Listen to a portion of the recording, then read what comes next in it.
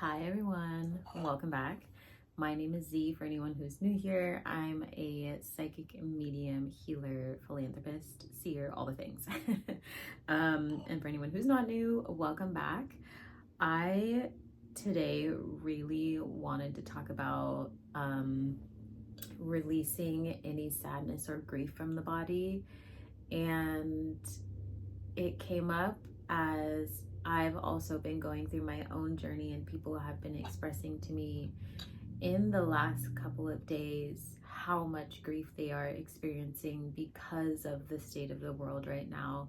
And as someone who is very masterful in this area, I wanted to share with you some tips on how you can use the gift of self-massage or having an abhyanga in your dinacharya, like a self-massage practice in your daily routine, to help you release this grief and return to a state of happiness, of bliss, of groundedness. And I really started reflecting on it a lot today as well, because I am on my cycle and I usually drop everything that I'm doing to take care of myself and honor my body and this state of creation, but also letting go, and doing an abhyanga on myself, which is what I have a practice of doing every single day,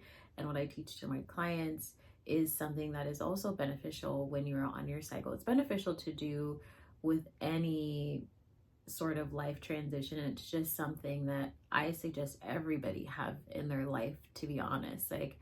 It just becomes a part of what you do every single day as an act of radical self-love, as an act of rest, as an act of generational healing and connecting with your ancestors, and just experiencing physical touch.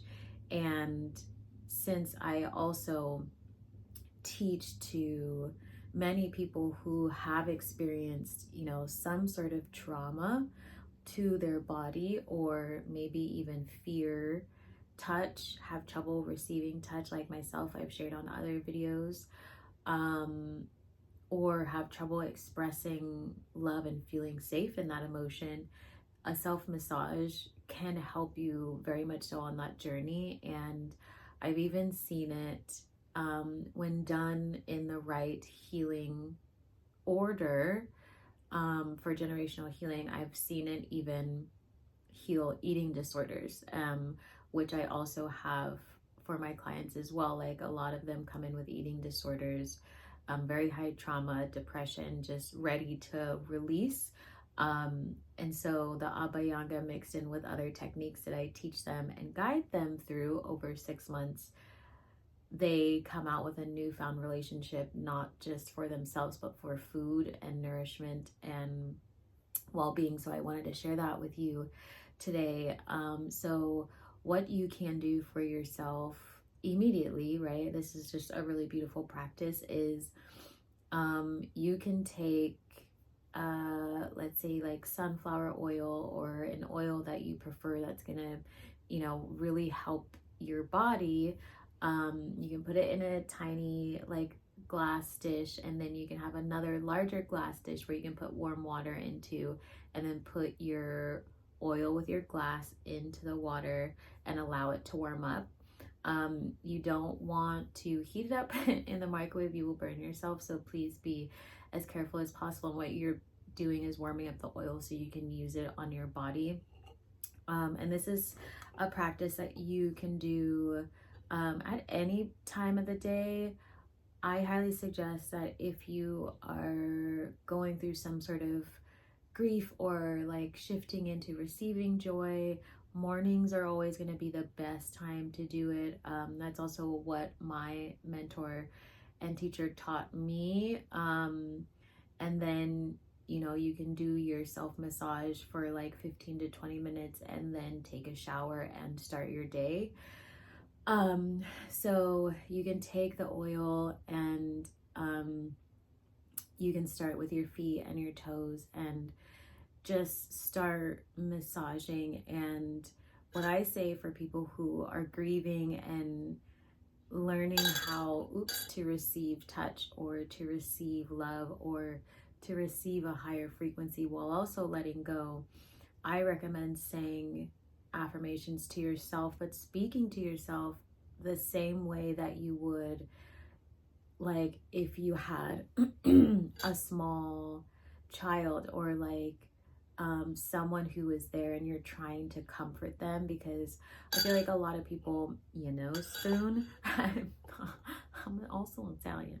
I feel like a lot of people tend to think that, like, when you say affirmations, it has to be very rigid. It doesn't. Like, it can be very conversational, very grounded, very natural with whatever you want to say, right? This is when you kind of channel a different energy. You can channel your ancestors and what they would say to you, or channel someone you really care about who was always there for you, and allow them to give to you, or what you would do to help somebody, right? And something that I was doing was I was massaging my feet, and like thanking them for allowing me to like stand. But also, as I worked my way up my body, I was also saying, in certain areas where it was harder,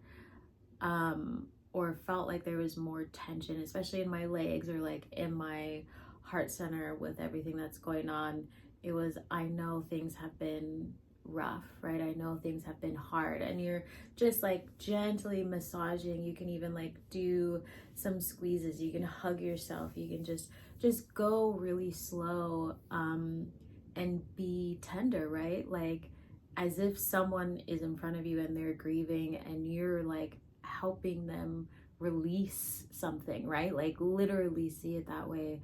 And it's like, I know things are hard, and it's okay now to let go. It's okay to release this pain. It's okay. You are safe, right? Like, you're telling someone like how much you care for them, how much you love them, which is yourself. But sometimes we don't always have someone around to tell us those things.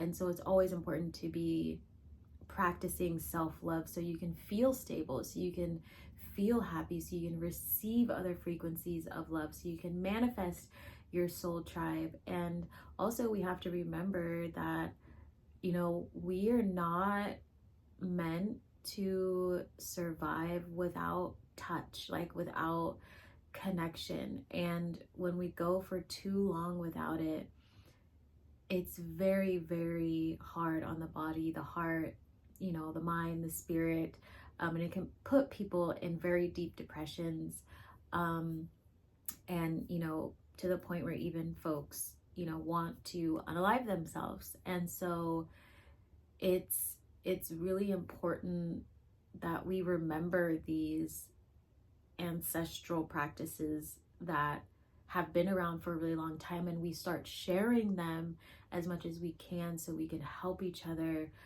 heal and connect at the same time.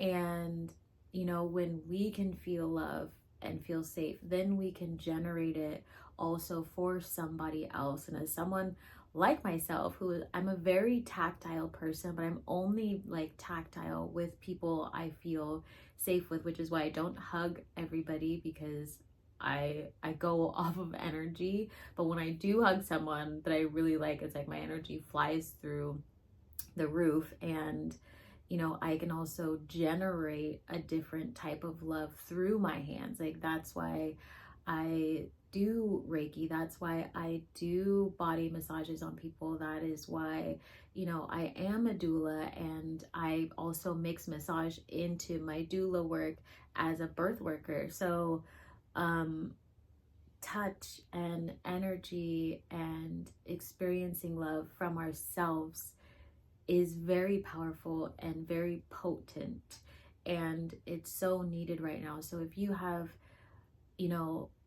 small children, teens, it doesn't really matter how old they are, I invite you to teach them, like, because we have a tendency to not teach young adults to not teach children these skills that are going to be so helpful for them always. Like, these are healthy things to do. And it really made me think about, you know, a lot of my resources are like made for multiple people. Like, none of my resources aside from my podcast, because I do say some bad words on there, it's not just meant for a very specific age, because generational healing is for generations.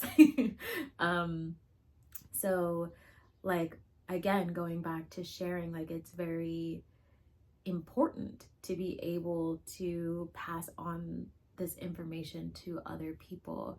And shout out to the person who was mentioning, you know, Buddhist parables, because Buddhism has a very special place in my heart. And that is the way I teach, that is the way I speak. And I find that most people understand it easier when you explain in that way, because it's more relatable. Which is why Buddhism is so impactful and so amazing, because you can take it in on an energetic level, but you can also take it in on a mental level and physical level. So I invite you again to be with your family. Oh, but what I was saying was, I had made a very specific resource for money and love, and it was a candle. My apothecary is not open right now, but I really want to open it back up and have a shop for it. It was a candle, and I'd also made a meditation on my YouTube to go along with it. And then there was like a big bundle that went along. And when I would go to shows and talk to people, they would buy everything and then they would bring it back. And someone had messaged me about how every night they were teaching their younger child, and would be there with their other partner, about feeling safe with money and like generating love. And they would do it all, like they would light the candle and they would surround it and they would meditate all together. And I literally started crying because it was the most beautiful thing. But when we can like function from a place of community and like giving back to each other, that's the type of togetherness we can create. But it always starts with something like an abhyanga, or a practice of love and generosity to ourselves, so we can understand how it works, so we can understand how it feels, and then we'll naturally want to generate it for other people in many other ways. Like, this is when we tap into that source energy, that creation energy, that infinite energy of the divine, right? Like, heavily connected to the feminine idea of energy, not related to gender, but like that creation. And again, I was thinking about this because I'm on my cycle, and you know, having a body that has the gift of renewal, and also the cycle of death and renewal. You know, it's like plants. And also being able to incorporate the massage during this time and allowing myself to release, you know, like fully, because a lot of tension is connected also to your womb space, if you have one, or you know, your sacral. So when you do your abhyanga as well, that is something that you can focus on. Like, if you know, or you feel that you have chakras that are blocked, maybe they're not flowing as much, then I recommend focusing on those areas or those limbs, and just speaking to them, and telling your physical body that like, you can let go. Right? Because our mind and our body are constantly sending signals to each other. Like, that is why at first stress out, our body goes you know, like, so we just have to remember on a basic level that the power of speaking is very, very impactful. And that's why you also see it in many other practices of be mindful of what you say, be mindful of what you speak out into existence, but also because your brain can't tell a difference between what you mean and what you don't mean, right? So if we say out loud, you are safe, the body relaxes.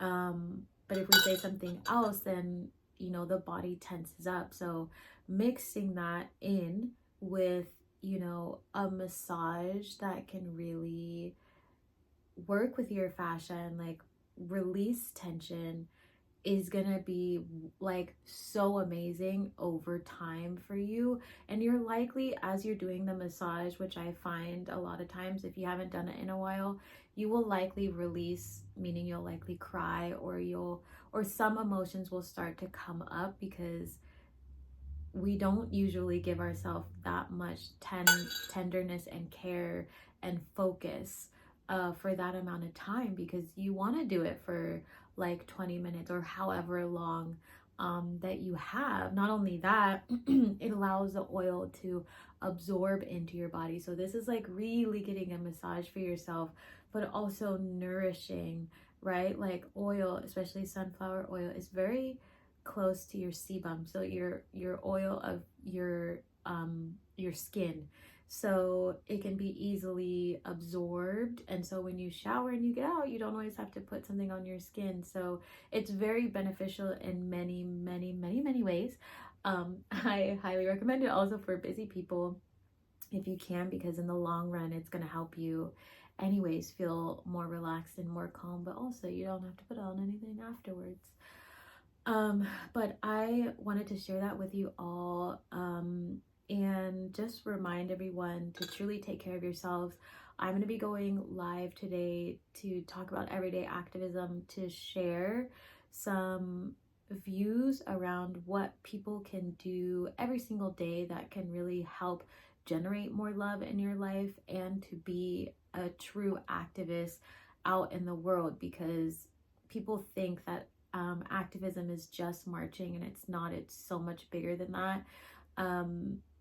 It's not like yoga, but it's kind of its own thing, you know, where it's like yoga is a lifestyle, activism is a lifestyle, but we don't think about it that way because of how activism has been historically positioned as being overly radical. But resting, teaching yoga, practicing yoga, like myself, I have a mentor from the Himalayas, and so I'm in a 30-day Himalayan intensive journey right now. So that is a part of activism, so that I can build my strength in my mind, body, and spirit, and do things like this, and stay grounded during a time that is very shaky. So activism looks very different. So I invite you to join live today, and I'm going to be doing videos on activism when I can. And if you are needing help with anything, please do not hesitate to head over to my link tree and book a session. I'm happy to hold space for you. I'm happy to guide you through a meditation if you want to do it together. Like I'm very big on community, and I also am an energetic healer, so I will hold space for you in a very energetic, safe way and help you release what is there that's needing to be released. And it'll go along very nicely with your own self massage that's gonna allow whatever needs to come up and you to feel love again. But trust me, once you do your abhyanga and take your shower like first thing in the morning, you're gonna feel right as rain. Trust me, it's the most beautiful practice in the whole wide world. Like I love it so much. And I love Ayurveda, and it's just has a special place in my heart too. So I am sending all lots of love, lots of hugs. Please share this video with folks. Take your time to heal, to refocus your energy, especially if you are a light worker, a healer, or anybody, a person of color, someone from a marginalized group, because I know your emotions are going to be very different than people who are not marginalized. So do what is best for you during this time. Rest when you need rest, laugh when you want to laugh, and, you know, just be amazing. And shout out to Black Women United, who held a very beautiful event last night that I went to for sound healing, and we did libations. Like it was just very beautiful. event to tap in with the ancestors. So if you are a Black femme or like present that way and want a community, I highly recommend looking them up. And you know, at the end of it, we all shared a surprise meal, so we all broke bread and it was really amazing. So I invite you to go out in your community and look for resources for yourself that can really help you right now. Community is going to be the strongest thing that's going to keep us all together and remember who we are. You do not have to do this alone. So again, I'm sending you all lots of love. Like and subscribe. Head over to TikTok, follow my page. I'm going to be opening up Z's School for the Gifted this Thursday. So if that's something you want to do, I had to push it back a week because my cycle and all the things.